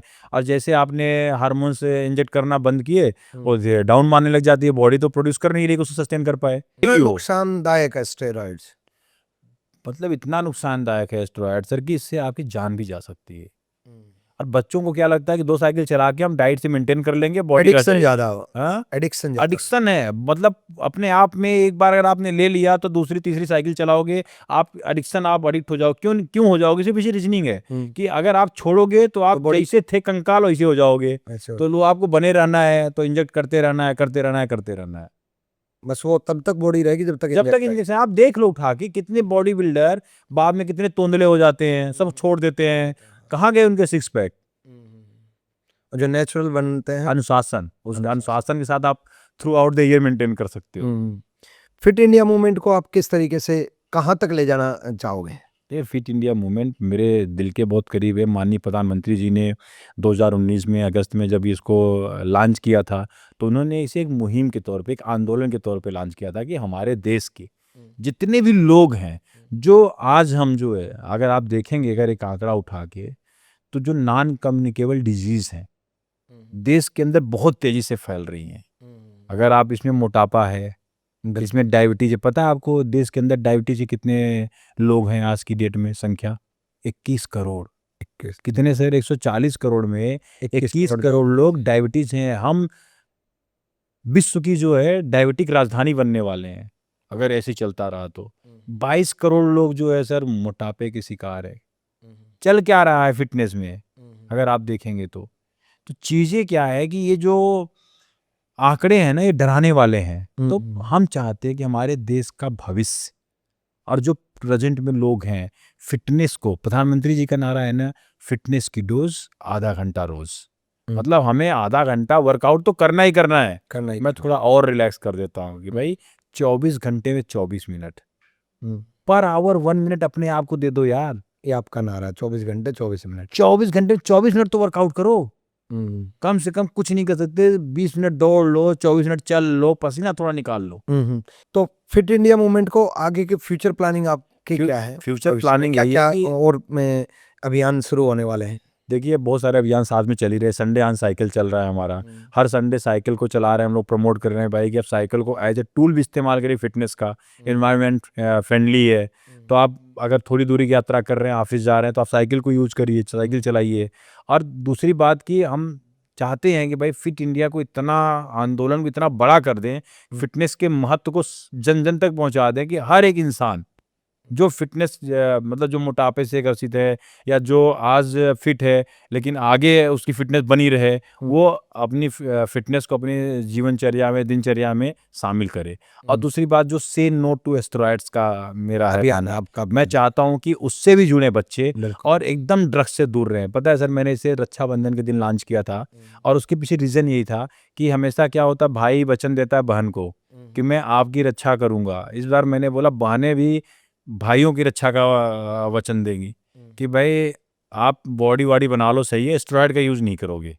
और 3 महीने में जैसे आपने बोला ना मैं पूरी कोशिश कीजिए, आप कैमरे के सामने बच्चे पूछेंगे आपसे। नहीं कैमरे के सामने ही बोल रहा हूँ। मैं 3 महीने में आपको फिट करके दिखाऊंगा, आपसे इंस्पिरेशन लेंगे। नहीं और उस दिन मैं क्रेडिट आपको ही दूंगा। बहुत खुशी की बात है, क्रेडिट भी चाहिए सर और आपकी सेल्फी भी चाहिए। हाँ, आज की सेल्फी और तब की सेल्फी बच्चे भी देखेंगे। बिल्कुल, आज की सेल्फी और तब की सेल्फी में फर्क। तब एक और पॉडकास्ट होगा, 100% करेंगे। अगर आपने किया तो मैं जरूर करूंगा आपके साथ। ठीक है, ये मेरी तरफ से आपको कमिटमेंट। अब तो बच्चों के सामने बोल दिया।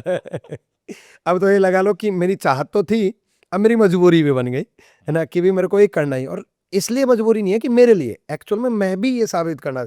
मेरा वजन 93 पहुंच गया था और इस टाइम पे मेरा वजन 79 है। मैंने भी कम किया है। मैं रामदेव जी के पास भी गया था, वहाँ पर वहीं रहा, मतलब योगग्राम में रहा था मैं 7 दिन। फिर उसके बाद बहुत कोशिश भी की, फिर उसके बाद जिम की भी शुरुआत। लेकिन कंसिस्टेंसी वाली जो बात है ना, हमारी लाइफस्टाइल थोड़ी ऐसी हो जाती है कि कई बार तो 2 बजे तक रिकॉर्डिंग चल रही है, 3 बजे तक पढ़ा रहे हैं, 3 बजे तो कई बार तो एसएससी का नोटिस 2:30 बजे आ जाता है, तो उसके रिकॉर्डिंग उठ करके वीडियो बनानी पड़ती है। तो एसएससी के मुद्दे इतने सारे हैं, तो लाइफस्टाइल थोड़ी डिस्टर्ब हो जाती है, जिसकी वजह से हमारा डिस्टर्बेंस हो जाता है। बट ये 3 महीने सर आपके नाम जो चैलेंजेस है ना सर, जो आपने बताया, एक शब्द आपने इस्तेमाल किया था मजबूरी। अगर आपने ना अपने मान लो कुछ काम कर रहे हो, अब आपने बोला ना कि आपकी मजबूरी भी बन गई है, उसे देखिए मैं बहुत बढ़िया चीज आपको बच्चों को बताना चाहता हूँ कि जब तक आपके पास ऑप्शन है ना, आप भागते रहोगे लेफ्ट राइट सेंटर। अगर ऐसा हो कि आपको पता है कि आपको ऐसी पोजीशन में डाल दिया जाए, ऐसी सिचुएशन में डाल दिया जाए जहां से ऑप्शन ही खत्म, पीछे आने का रास्ता न रहे, रास्ता न रहे, तो आप डेफिनेटली जो है ना तैर के पार कर जाओगे। क्योंकि कोई भी इंसान मरना नहीं चाहता है। सर्वाइवल का बात जब बन जाएगी ना, अभी आप सर्वाइवल की बात कर रहे थे, मजबूरी नहीं है आपकी, वो सर्वाइवल की बात है कि भाई मेरे को तो अब इतने सारे बच्चे हैं, कमिटमेंट दे दिया, करना है। आपके अंदर जो न्यूरल पाथ है ना, अब जो न्यूरोप्लास्टिसिटी है ना, जो न्यूरो के रास्ते हैं ना, वो एकदम बदलने लग गए अंदर। मन में क्या होता है सर ना, जो हमारे न्यूरॉन्स होते हैं ना, जब हम कुछ नया करने के प्रण लेते हैं, कुछ नया करने की कोशिश करते हैं, तो एक न्यूरॉन दूसरे न्यूरॉन से जो है ना बातें करता है, या भाई यार ये विक्रम जी सर ने क्या बोल दिया, उसे बोलते हैं न्यूरोप्लास्टिसिटी। बिल्कुल सही। वो जो न्यूरल पाथ है ना, नया पाथ तैयार हो रहा होता है। जब आप डेली 4 दिन 10 दिन ऐसे बोलोगे ना, बोलेगे भाई ये तो करना पड़ेगा यार, ये तो बंदा सीरियस है, ये तो करके मानेगा। और मेंटल स्टेज स्ट्रॉन्ग करना ज्यादा आसान है या फिजिकल? सर मेंटल जो स्ट्रेंथ है ना आजकल बहुत इंपॉर्टेंट हो गई है। क्योंकि अगर आप मेंटल हेल्थ की बात करेंगे तो मेंटल हेल्थ की बात कोई नहीं करता है, सब लोग फिजिकल बात करते हैं। लेकिन सर अगर आप मन से ही मजबूत नहीं है तो ये कभी मजबूत नहीं हो सकता है, नहीं हो सकता। तो मेंटल हेल्थ जो है ना बहुत इंपॉर्टेंट है। और मेंटल हेल्थ में भी खास तौर से जो बच्चे पढ़ाई लिखाई कर रहे हैं, आप लोगों का रोल बहुत इंपॉर्टेंट है कि आप बच्चों को उनकी बातें सुने, वो क्या मतलब किस परिस्थिति से गुजर रहे हैं। कई बार क्या होता है, जो परिस्थितियों की हम बात करते हैं ना, हम बहुत आसान होता है आपके लिए, हमारे लिए कहना कि भाई आप चैलेंजेस होते हैं लाइफ में, परिस्थितियाँ होती हैं लाइफ में। देखिए हर कोई इतना टफ नहीं होता, लेकिन उसे टफ बनाना है। वो टफ बनाने की जो प्रक्रिया है वो हमारी और आपकी जिम्मेदारी है। मान लिया बच्चा है कोई, ठीक है, अभी कि छोटे से गांव से निकल के आया है, वो चीज़ें देखता है, घबरा जाता है। कई बार वो डिप्रेशन में चला जाता है, यार कि इतना पैसे कहाँ से आएंगे, फीस कहाँ से आएगी, चीज़ें कहाँ से आएंगी, बहुत सारे अलग अलग तरीके की चीज़ें होती हैं। कहते नहीं उतार चढ़ाव तो आएगा सर, लेकिन आप फिर वहाँ पहुँच जाएंगे बिल्कुल। जहाँ आपको पहुँचना है। तो उतार चढ़ाव तो जीवन की रेखाई, जैसे डॉक्टर में ऐसे चलती है, बिल्कुल, और जीवन की रेखाई उतार चढ़ाव। इस चीज को समझ के इसको अप्रिशिएट करना है। हो सकता है आप यहाँ हो आज डिप्रेशन के एकदम नीचे, भाई कुछ नहीं है यार, मैं एग्जाम आज फेल हो गया, परिवार वाले भी हंस रहे हैं, घर वाले भी हंस रहे हैं, सब ताने मार रहे हैं, भाई कुछ नहीं है, सब बदल जाएगा, सब बदल जाएगा। बस आप जो है ना, इसे अंतिम मत मानो, आप फिर खड़े हो जाओ, फिर से मेहनत करो। ये धीरे से ग्राफ ऊपर कब चला जाएगा पता भी नहीं चलेगा। मैं तो यही चीज मानता हूँ सर। तो आपने फिटनेस पे तो एज ए कैरियर भी और एज ए मोटिवेटर भी, मतलब बहुत लोगों को बदलने की सोच भी रहे हो और बदल भी रहे हो, है ना। एक तो मेरे को ही बदल दिया आज, है ना। तो ऐसे ही बहुत सारे लोग भी बदले, आपको देख करके मैं बदला, मेरे को देख करके लाखों स्टूडेंट भी बदले आने वाले टाइम में। तो फिटनेस के साथ साथ जीएसटी में भी, मतलब फिटनेस वाली जो डेडिकेशन है वही जीएसटी डिपार्टमेंट में भी क्या रोल रहा और कितना इम्पोर्टेंट है? देखिए सर, अगर आप फिट हैं तो आपकी इफिशियंसी बढ़ जाती है।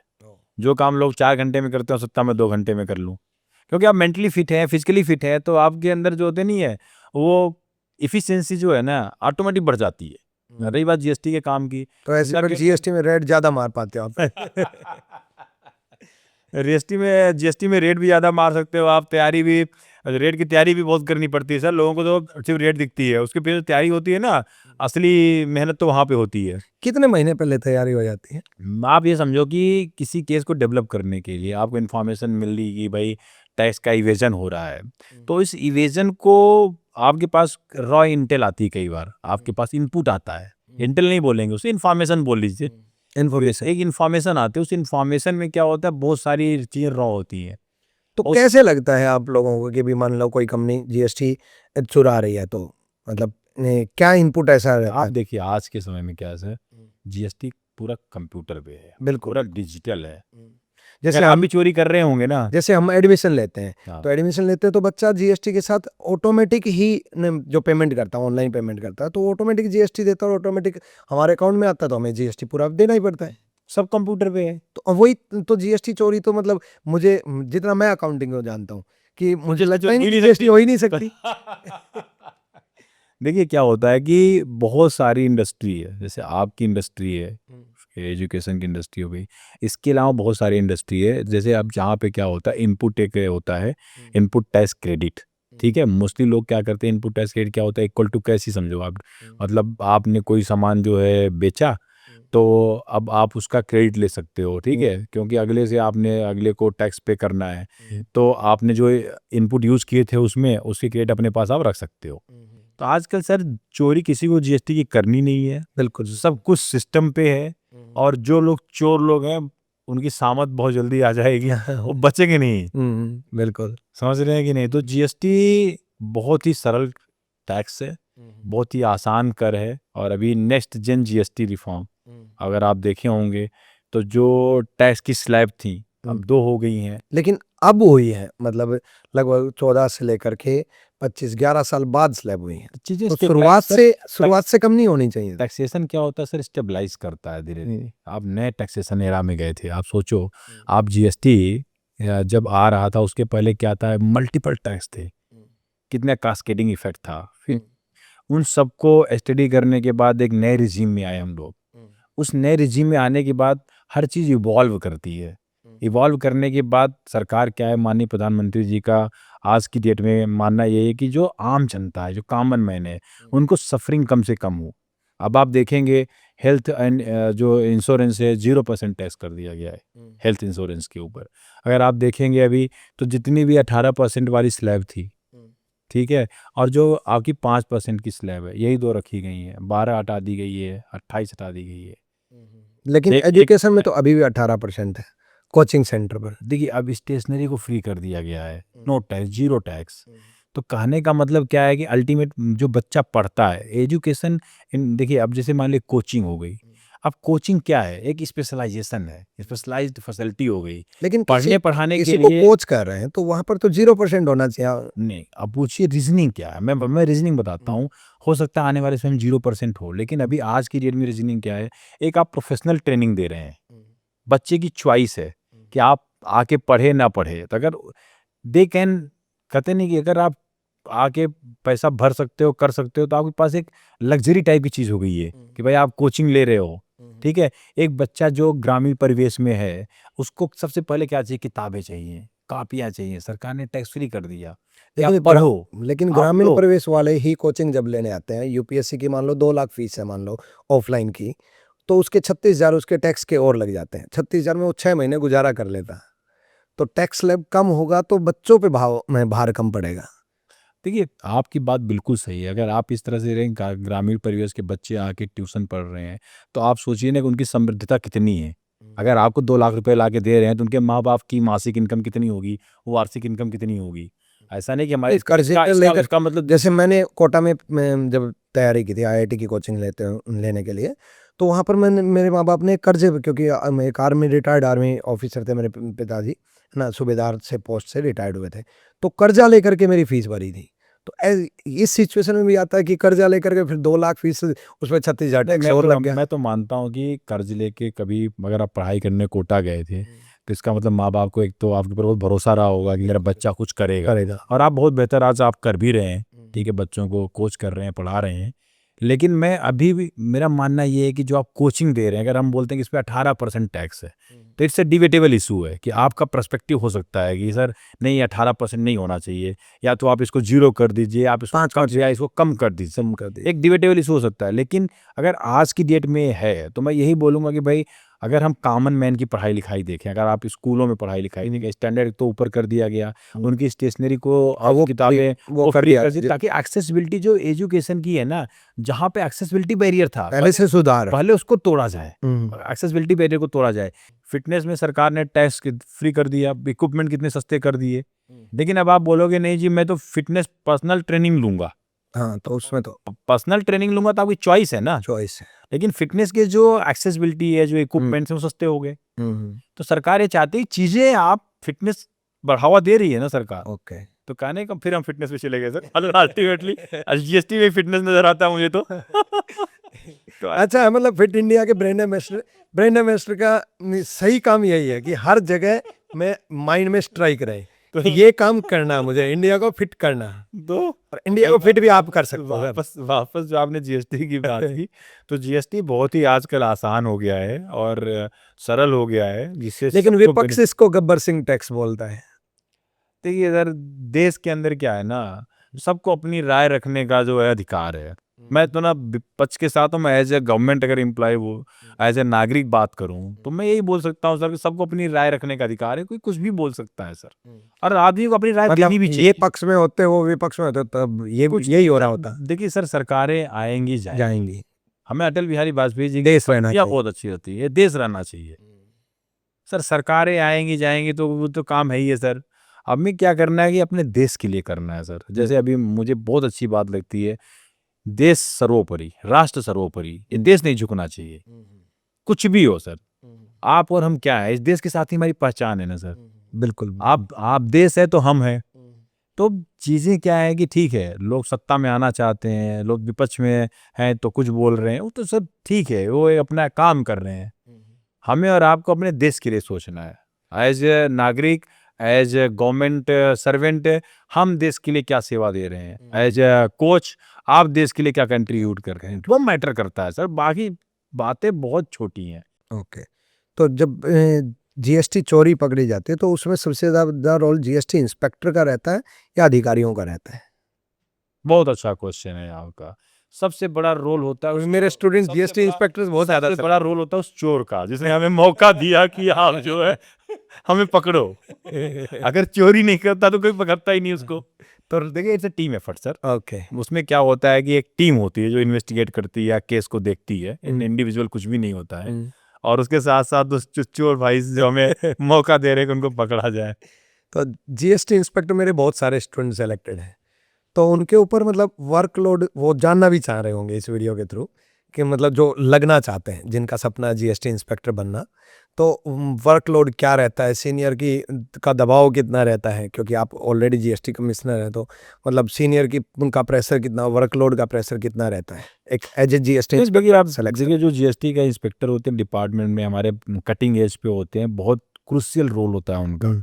और अब क्या है कि आप जीएसटी के एरा में जितनी भी चीज़ें होती हैं, मतलब चाहे रजिस्ट्रेशन से लेके रिटर्न से लेके स्कूटनी से लेके सब कुछ जो है वो प्राइमरली काम वहाँ से स्टार्ट इंस्पेक्टर का इंस्पेक्टर से स्टार्ट होता है। मैं कह रहा हूँ प्राइमरली काम स्टार्ट होता है।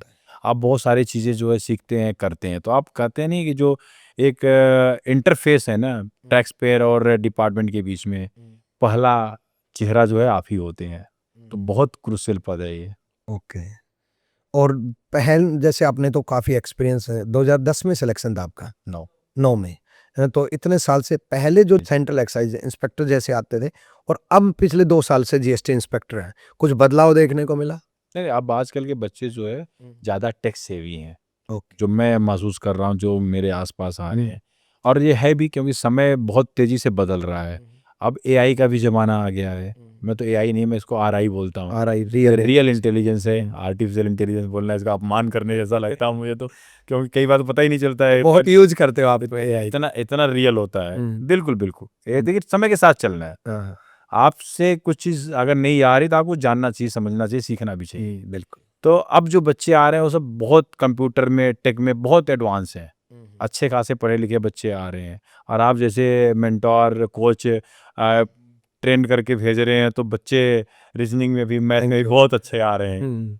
और जीएसटी और इनकम टैक्स में अगर देखा जाए तो मतलब बच्चे को एज ए इंस्पेक्टर या यूपी आईआरएस में भी तो कौन सा डिपार्टमेंट बेटर है स्टूडेंट पॉइंट ऑफ व्यू से? देखिए सर, ये पर्सपेक्टिव होता है, क्या बेहतर है किसी के लिए।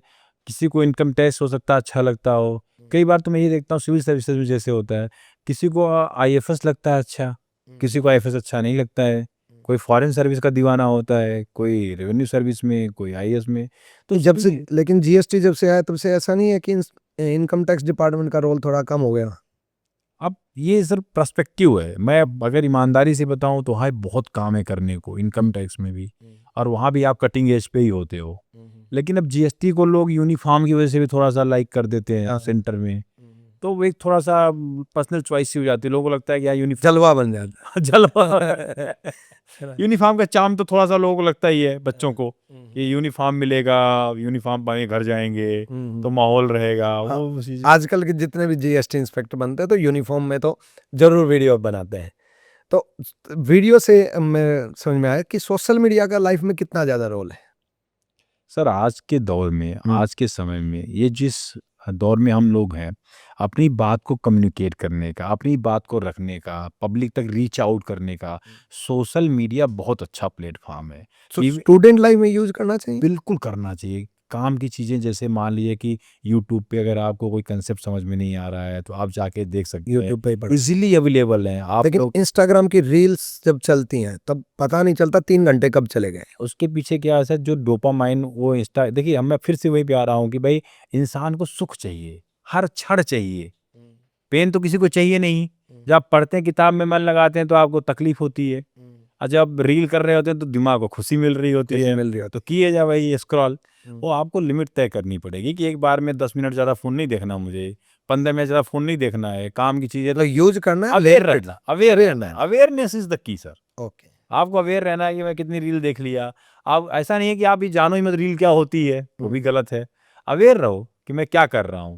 लेकिन सोशल मीडिया इन्फ्लुएंसर बनना एज ए करियर चूज करना सही है?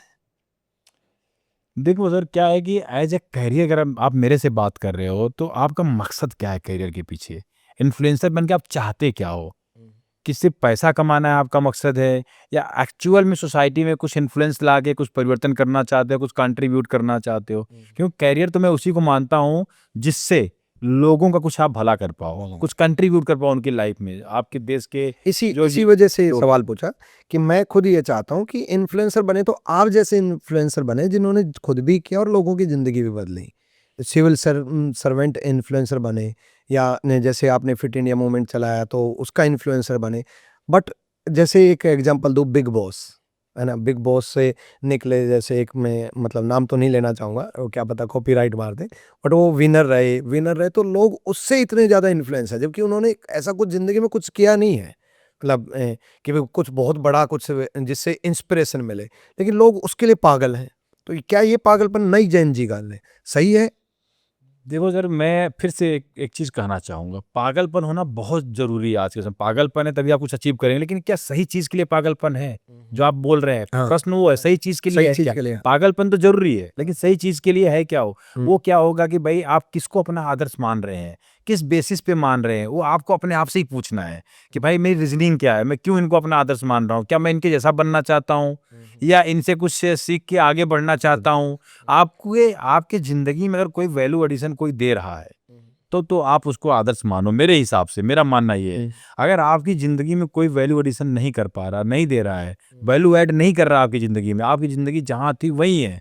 मैं हमेशा बोलता हूँ ना कि सर, आप आदर्श उसको मानो जो आपको आगे ले जाए, जो आपको मोटिवेट करे एटलीस्ट कि आप आगे बढ़ो। ऐसे आदमी को आदर्श मत बनाओ जो आपको पीछे लेके जाए या जो आपको कहीं मतलब जहां हो आप वहीं छोड़ दे। देखिए लाइफ में क्या होता है कि हर इंसान कोशिश करता है, लेकिन क्या होता है उसकी लाइफ जो है, जो आज है वही कल भी होती है। उसकी लाइफ पूरी एक रिपीट टेलीकास्ट होती है, जैसे टेलीविजन में आता है ना, कई बार रिपीट चलती रहती है। इंसान वास्तव में क्या है कि जैसा कल था वैसा आज भी रहता है, परसों भी रहता है, वो बहुत एवरेज तरीके से रहता है, अनलेस अनटिल उसके आइडियल बहुत ऊंचे हों, मानक बहुत ऊंचे हों, कुछ वो करना चाहता हो या उसकी संगत बहुत अच्छी हो। अदरवाइज जहाँ है वहीं रहेगा। तो जो आप इन्फ्लुएंसर की बात कर रहे हैं, ऐसे लोगों को बिल्कुल भी आदर्श मत बनाइए जो आपको कहीं आगे ले न जा रहे हैं। उनको आदर्श बनाइए जो आपको कहीं आगे का रास्ता दिखा रहे हैं, आगे ले जा रहा है। अच्छे टीचरों को आदर्श बनाओ, अच्छे जो समाज में कंट्रीब्यूट कर रहे हैं लोग, उनको आदर्श बनाओ आप। ये ऐसे लोग बदलाव लेकर बिल्कुल ऐसे लोगों को आदर्श बना के ऐसे लोगों को आप साथ देते हो जो कुछ भी नहीं है, मतलब आपको कुछ सही चीज भी नहीं सिखा रहे हैं, अभद्रता फैला रहे हैं, तो उससे क्या ही है? मतलब मैं बिल्कुल सहमत नहीं हूँ। सोसाइटी के अंदर उसको आदर्श नहीं बनाना चाहिए सर। बिल्कुल बिल्कुल। तो सर का इंस्टाग्राम हैंडल, यूट्यूब हैंडल सब डिस्क्रिप्शन में आपको मिल जाएगा, वहाँ पे क्लिक करके सर को फॉलो जरूर करें। मैं हमेशा के लिए आपको फॉलो रखूंगा सर। नहीं, मैं तो हमेशा बच्चों से चाहता हूँ, अगर वैल्यू ऐड करता हूँ तो साथ रहना, नहीं ऐड करता हूँ बिल्कुल मत रहना। सबसे इंपॉर्टेंट सर वैल्यू है। मैं नहीं चाहता कि अंधभक्ति करो आप किसी की, रीजनेबल रहो और हमेशा सही के साथ रहो, सही काम करो। तो आपने बीच में एक क्वेश्चन छोड़ दिया था कि गर्लफ्रेंड पे भी आएंगे तैयारी तैयारी के दौरान। आपका भी प्यार कोई अधूरा है विक्रमजीत सर। नहीं, मेरी भी लव मैरिज भी है सर। नहीं, कोई अधूरा प्यार भी होगा, मैडम देख रही होगी। आप बहुत घूम घूम के क्वेश्चन पे आ रहे हो आप, ये चीज तो एडिट मत करना भाई। नहीं, मतलब प्रिपरेशन के दौरान इन मतलब अट्रैक्ट तो हुए होंगे किसी को लेकर। देखिए लाइफ में क्या है ना कि अट्रैक्शन और ये सब चीजें बहुत बेसिक चलती हैं, इन्फेक्चुएशन चीजें सबके लाइफ अफेयर्स भी चलता है। सबके लाइफ में चलती है, लेकिन मुद्दा क्या है कि आपको क्या करना है, वो मकसद क्लियर होना चाहिए। तो विजन डेडिकेशन वहाँ थी। मेरा विजन बहुत क्लियर था कि मेरे को ये चीज करनी है, उसके बाद प्यार करना है। नहीं वो भी देखो सेकेंडरी थी मेरे लिए। कोई प्लान नहीं होता लाइफ में। क्या होता है कि आपको जो करना है वो प्लान करते हो, जो नहीं करना हो तो ऐसे हो जाएगा, उसको प्लान करने की क्या जरूरत करने की। लोग बोलते हैं ना भाई अगर पास नहीं हुआ तो क्या हुआ, फेल ही हो गए, वो तो कोई तीसरा ऑप्शन है ही नहीं है। तो आप पहले प्लान करो ना कुछ अच्छा करने का, आप वहां जाओ। बाकी चीजें तो घटनाएं तो घट ही रही है ना। अगर आप रोड पे चलोगे तो कुछ ना कुछ तो होगा, आप चलो तो सही। अब रोड पे ही नहीं चलोगे तो बोलोगे एक्सीडेंट भी हो जाए, एक्सीडेंट भी नहीं होगा। आप रोड पे चलोगे तभी कुछ होगा ना, कोशिश तो करो आप। बहुत बढ़िया। तो मतलब आपकी वाइफ भी कितनी लकी होंगी जो आप जैसा महान इंसान और एक अच्छा इंसान भी नहीं सर। एक अच्छा इंसान उनको मिला। नहीं सर, आप भी बहुत अच्छे हैं सर, और तो हम सब बहुत अच्छे हैं सर। हम लोग को कोशिश भी करनी चाहिए कि हम सब लोग जो सही काम है उसको करें, सही के साथ रहें, बिल्कुल और अपने देश को मजबूत और strong India, fit India, healthy India बनाएं सर। जीएसटी डिपार्टमेंट में वर्कलोड का कितना प्रेशर रहता है? सर वो डिपेंड करता है कई बार, पोस्ट पे डिपेंड बिल्कुल पोस्ट पे भी डिपेंड करता है कई बार। और कई बार जैसे मान लीजिए इन्वेस्टिगेशन में तो कोई टाइम शेड्यूल ही नहीं होता। आप जो है पता चला 2-2 दिन तक रेड पे हो, 3-3 दिन तक हो, तो अब 24 घंटे ही काम कर रहे हो आप, 72 घंटे काम कर रहे हो, कई बार स्लीपलेस नाइट्स भी होती हैं। ओके। तो डिपेंड करता है सर आपकी पोस्टिंग कहाँ पे, आप क्या देख रहे हो, कैसे कर रहे हो। ओके। और जैसे ब्रांड एम्बेसडर का वर्कलोड बढ़ा तो मतलब ऐसा नहीं सोचा आपने कि भी 2-2 वर्कलोड 2-2 बाहर कैसे संभाल पाऊंगा, और उसमें खुद की भी फिटनेस संभालनी, परिवार भी, आपकी 3 साल का बेटा है, तो मतलब इतनी सारी जिम्मेदारियां संभाल करके और अपने आप को फिट भी रखना, कितना वर्कआउट को टाइम दे पाते हो? नहीं सर, मेरा सुबह 1 से 1.5 घंटे का जो टाइम है वर्कआउट को रहता है। 1.5 और घंटा? बिल्कुल बिल्कुल, और वही मैं बोल रहा हूँ ना कि जब आप फिट होते हो ना तो आपकी 1.5 घंटा में खुद की जिम है या बाहर जिम? नहीं सर, मैं कई बार पार्क में जाता हूँ अच्छा। और कई बार जो है जिम में भी जाता हूँ यहाँ पे। और वो जैसे भी अब मैं भी 1.5 घंटा, कई बार मैं आपके पार्क में ही आऊंगा। आप most welcome, most welcome, hmm. Most welcome sir. बिल्कुल बिल्कुल। तो ये बहुत अच्छा लगेगा मुझे भी। और फिटनेस क्या होता है सर कि आप 1-1.5 घंटे कर लेते हैं, अगर कंसिस्टेंसी बनी है ना, तो कहते नहीं है कंसिस्टेंसी बीट इंटेंसिटी। अगर आप कंसिस्टेंट है ना तो 4 दिन की मान लीजिए इंटेंस पढ़ाई 40 दिन की कंसिस्टेंसी वाली पढ़ाई को मतलब पीछे छोड़ देगी। पीछे छोड़ दे। इंटेंसिटी कहीं नहीं जा रही है, अब कंसिस्टेंसी आपको आगे लेके कंसिस्टेंसी, लगातार लगे रहना चाहिए, चाहे पढ़ाई कर रहा हो, चाहे कुछ भी कुछ भी, सफलता का मूल मंत्र है। चाहे बिजनेस कर रहा हो, कुछ भी कर रहा हो, कुछ भी बस सर, आप consistent लगे रहेंगे ना, लगे रहना जरूरी है। कहते नहीं चूहे की तरह कुतरते रहेंगे तो एक दिन पता नहीं क्या क्या उतर देंगे आप। कुतरते रहिए, आप लगे रहिए।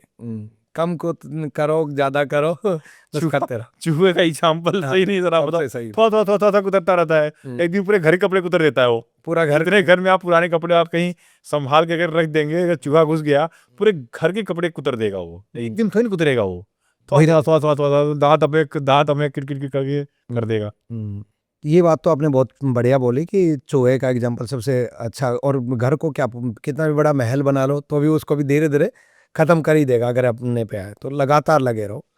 तो लगातार जैसे जिंदगी में भी यही सोचा जाता है कि पहले शुरुआत हो, फिर और ऊपर पहुंचे और ऊपर पहुंचे। तो एक IRS में सिलेक्शन लेने के बाद किस तरीके से प्रमोशन होता है, हायरार्की कैसी सेट होती है?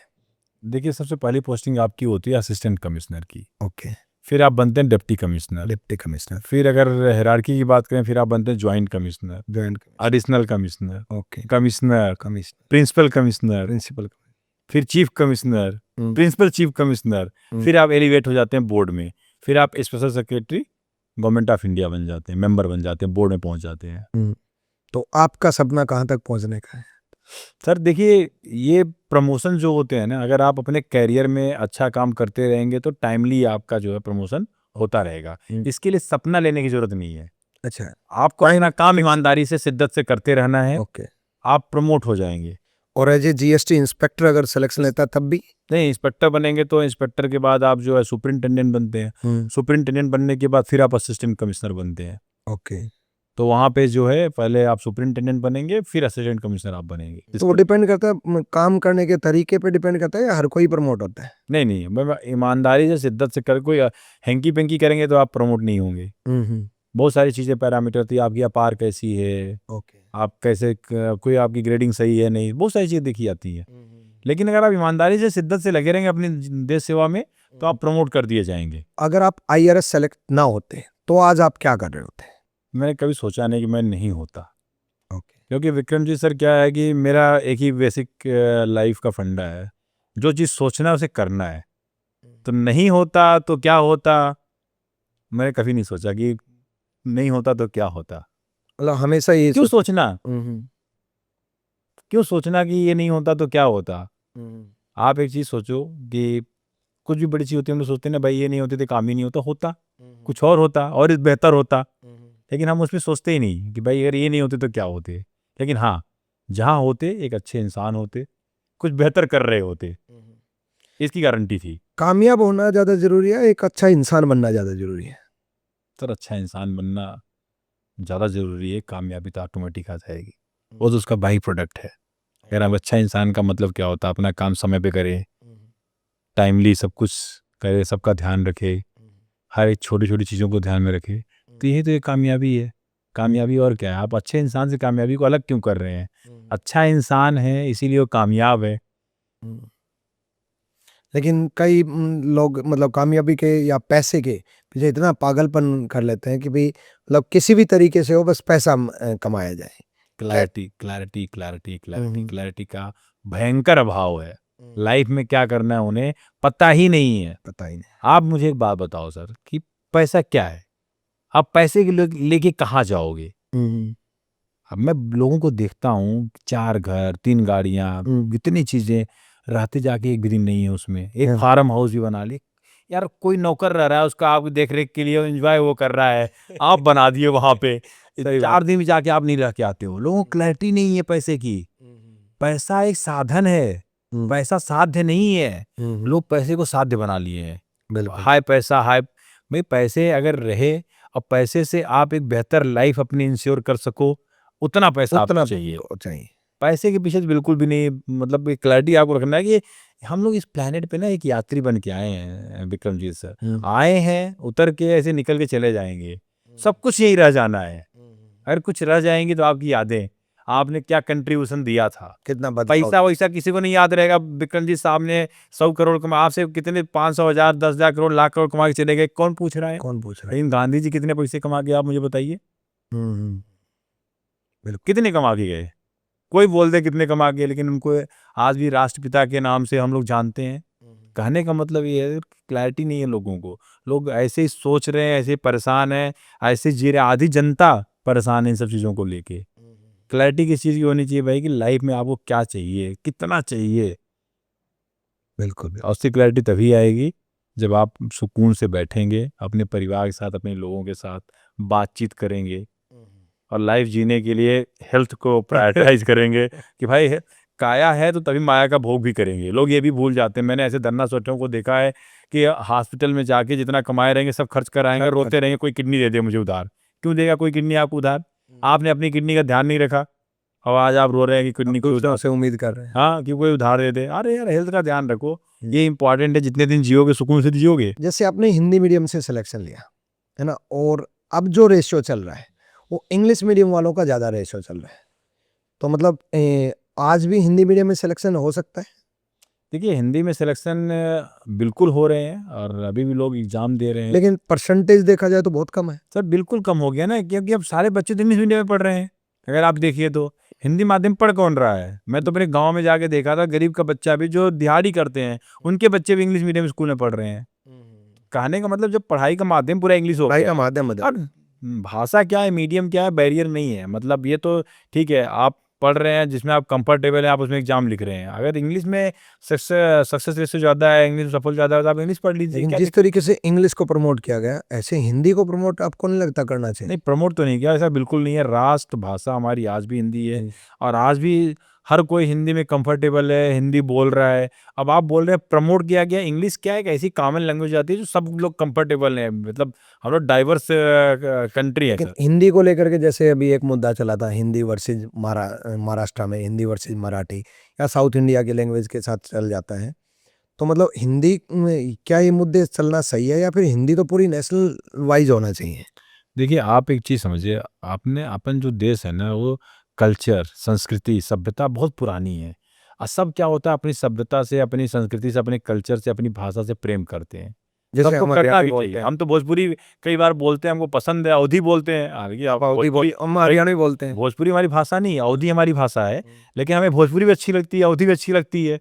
तो जब आदमी अपनी भाषा में बात करता है तो चीज़ों को अच्छे से एक्सप्लेन कर पाता है, समझा पाता है। नहीं तो कितने फिल्टर लगाने पड़ते हैं। अब मैं इमोशन निकल पाते हैं, इमोशन नहीं आते। इंग्लिश बोलने पे क्या होता है, पहले हिंदी में सोचेंगे, ट्रांसलेट करेंगे, फिर इंग्लिश में बोलेंगे। कई बार शब्द भी नहीं मिलते तो कुछ और ही बोला जाता है, पता नहीं क्या बोलना चाह रहे हैं, क्या बोल दिए। दिक्कत है ना। अब रही बात भाषा में, मराठी, तेलुगु, तमिल, सब बहुत प्यारी अपनी अपनी भाषाएं हैं, लोग अपना बोलते हैं, सबकी अपनी मातृभाषा है। लेकिन जब देश की बात आती है तो सब एक है, सब एक है, सब भारतीय हैं। भाषा तो सर क्या होता है, आप बनाई गई है अपनी सुविधा के लिए, बोलने चालने के लिए। बोलने दीजिए ना सबको अपनी अपनी भाषा, अच्छी बात है। और अच्छा लगता है सुन के, हरियाणवी भी बोलता तब भी अच्छा लगता है। क्या कर रहा है भाई? हाँ बिल्कुल। गांव में जाते तो आज भी हिंदी बोलने लग जाएंगे तो गांव वाले, मतलब लोग तो ये बने सर, हाँ घड़ा अंग्रेज बन रहा है। बिल्कुल एग्जैक्टली यही लाइन रहती है कि घड़ा अंग्रेज बन रहा है, शहर में जाके बदल गया। मजा तो भाषा अलग अलग भाषाओं का ही है सर, अलग अलग भाषा का आनंद लीजिए। और फिर वहां जाकर गांव में उस भाषा में बात करके भी बड़ा मजा आता है कि भाई हरियाणवी में। लेकिन ये गलत है कि एक भाषा को नीचा दिखाना, एक भाषा को ऊंचा दिखाना, ये गलत है। सारी भाषाओं का सम्मान होना सब बिल्कुल। अब हिंदी मराठी का क्या बैर भाई, सही बात है। भोजपुरी मराठी का क्या बैर, ये जो लोग कर रहे हैं वो गलत है। मैं उसके बिल्कुल साथ नहीं हूँ, क्योंकि सब लोग अस्तित्व में एक साथ रह सकते हैं, बातचीत कर सकते हैं, लेकिन कि आप उनका हक छीन रहे हैं, सब हो सकता है कि उसके पीछे नियति क्या है, लोगों की नियत क्या है वो पता नहीं, लेकिन गलत है, ये सही नहीं है। तो आपकी जिंदगी बड़ी इंस्पिरेशन रही है। आपने 12th फेल मूवी देखी? नहीं देखी है सर, नहीं देखी। 40 साल तो नहीं देखी है। ओके, तो आपको लगता है कि आपकी लाइफ स्टोरी पे मूवी बननी चाहिए? सर मूवी क्या, मैं तो चाहता हूँ बच्चे कुछ मोटिवेट हो जाएं, वो अपनी मूवी कुछ बना ले, रियल लाइफ की मूवी कुछ बना ले, कुछ कर ले, वही मेरे लिए बहुत बड़ी उपलब्धि है। लेकिन अगर मूवी बने आपकी कहानी पर, आपके जीवन पर, तो एज ए एक्टर आपको किसको देखना चाहोगे? तो सर खुद ही कर लूंगा एक्टिंग सर, दूसरे ने बोलेगा यार रे आओ। एक्टर क्या होता है सर, आप बताओ। एक्टर क्या होता है, मैं आपसे पूछ रहा हूँ एक्टर क्या होता है? कुछ जो एक्टिंग करे। एक्टिंग करता है सर, तो एक्टिंग उसको करनी चाहिए ना जिसके लिए मतलब जो है नहीं, या जिसकी कहानी खत्म हो गई है, अभी तो लाइफ चल रहा है सर, कर लेंगे सर, कभी जरूरत पड़ी तो एक्टिंग भी कर लिया जाएगा। लेकिन कभी मौका मिले और मैं जीवन में टाइम निकालूं और आपके साथ टाइम स्पेंड करके आपके जीवन पे और ज़्यादा गहन अध्ययन करके मैं एक किताब लिखूं, और अगर ऐसा हो जाए और उसके ऊपर कोई प्रोड्यूसर मूवी बनाना चाहे तो बना ले सर, अभी और कुछ काम कर लेते हैं सर हम लोग, अभी बहुत बहुत काम करना है सर अभी क्योंकि तो। आपकी कहानी मतलब कहीं ना कहीं मैंने देखी है 12th फेल, है ना, तो उनकी कहानी से देख करके ऐसे ही आपकी कहानी भी बड़ी स्ट्रगलिंग और बड़ी इंस्पिरेशनल रही। कारण क्या है कि एक्चुअल में किसने कितना स्ट्रगल किया या कितनी परेशानियां झेली, ये इम्पोर्टेंट नहीं है। असल बात यह है कि मेंटली कोई पर्सन इतना स्ट्रॉन्ग कैसे हो सकता है कि 40% से 99.9% लोगों के दिमाग में ही नहीं आता यूपीएससी करूंगा, दिमाग में ही नहीं आता। 90% के तो नहीं। सर मैं आपसे पूरी तरह सहमत कि हूं सर। 40% पहले ही हथियार छोड़ चुके होते हैं, नहीं करना भाई, सर, होगा ही नहीं, नहीं करना तो दूर की मेरे बात है। पास क्या था ना सर, मेरे को ये पता था कि मेरे नंबर इसलिए कम है कि मैंने पढ़ा नहीं है, मेरे को इस चीज़ का क्लैरिटी थी इस चीज़ की कि पढ़ा नहीं है पढ़ा इसलिए नंबर कम है, ऐसा नहीं कि मेरे को मैं गधा हूँ, मेरे को आता नहीं इसलिए नंबर नहीं है, पढ़ा और नंबर नहीं आए, इस चीज़ की क्लैरिटी मुझे थी। जब मुझे पता नरेंद्र पढ़ेंगे तो आ जाएंगे नंबर, यार क्या बेवकूफ़ थोड़ी ना, पढ़े नहीं है तो इसलिए नंबर नहीं है, तो मुझे इस चीज़ का तो कॉन्फिडेंस था कि पढ़ूंगा तो फाड़ दूंगा। तो कहीं ना कहीं कूल रहना, शांत रहना भी बहुत जरूरी है। बहुत इंपॉर्टेंट है सर, और अपनी क्षमताओं को पहचानना, पहचानना आप क्या हो, मैं कर भी सकता आप क्या हो, आपसे बेहतर आपको कोई नहीं जानता। अपनी क्षमताओं को पहचानना सर, उस पर भरोसा रखना कि भाई पता है, क्रिकेटर आप देखते हैं ना, किसी को लंबे लंबे छक्के मारने अपनी क्षमता भरोसा होता है, कोई सिंगल दूरी करता रहता है, तो उनको पता है ना मैं लंबा मारूंगा फंस जाऊंगा, और उसे लगता है मैं रुक के खेलूंगा सहवाग देते फंस जाऊंगा, चौके छक्के मारूंगा बचा रहूंगा। तो अपने को पता होना चाहिए अपन किस कैटेगरी के हैं। तो आपको पहले पता था कि भी मैं मेहनत करूंगा उस टाइम? हाँ हाँ, मुझे पता था भाई कि पढ़ूंगा तो नंबर आ जाएंगे, पढ़ा नहीं था इसलिए नंबर नहीं है, यही पता था मुझे, इसकी क्लैरिटी थी।